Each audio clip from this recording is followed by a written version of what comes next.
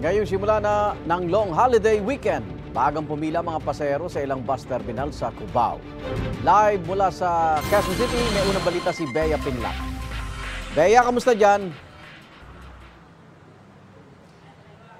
Igan, kahit medyo inip na, willing to wait naman daw ang ilang pasaherong nakausap natin dito sa Baliwag Station o Baliwag Terminal para sa masasakyang bus at syempre para masulit ang kanilang long weekend.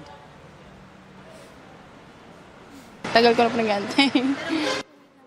Alauna pa lang ng madaling araw, nakapila na si Annabella sa terminal ng bus dito sa Cubao, Quezon City para makauwi sa Nueva Ecija. Galing po kasi ako sa trabaho. Diretso po ako uuwi. Kala ko maabutan ko po yung bus. Mamaya pa po doon. Kwento niya, kahit ilang oras siyang maghintay, excited pa rin siyang sulitin ang kanyang long weekend. Magpipiesta po kasi. Maghanda ng konti. Dahil sa inaasahang dagsa ng mga pasahero sa terminal, tansya ng ilang nakausap natin, matagal-tagal pa bago sila makasakay ng bus. Hindi ko alam. Sobrang daming umuwi eh. Kaya hindi ko sure. Baka 1 hour to 2 hours. Usual. Pero kapaghintay. Walang choice. Pagka walang traffic, 4 hours.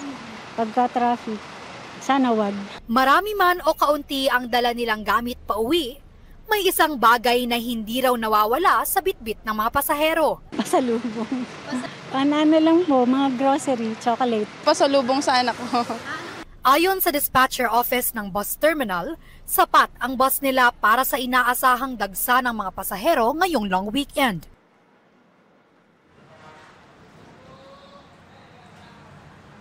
Mga kapuso, marami na rin ang nakapilang pasahero dito sa ngayon. Pero ayon sa mga tauhan ng terminal, inaasahan pa ang mas madami na bilang ng pasahero mamayang tanghali.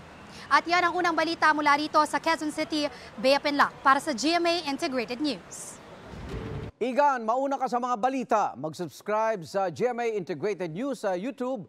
Sa mga kapuso abroad, subaybayan nyo kami sa GMA Pinoy TV at sa www.gmanews.tv.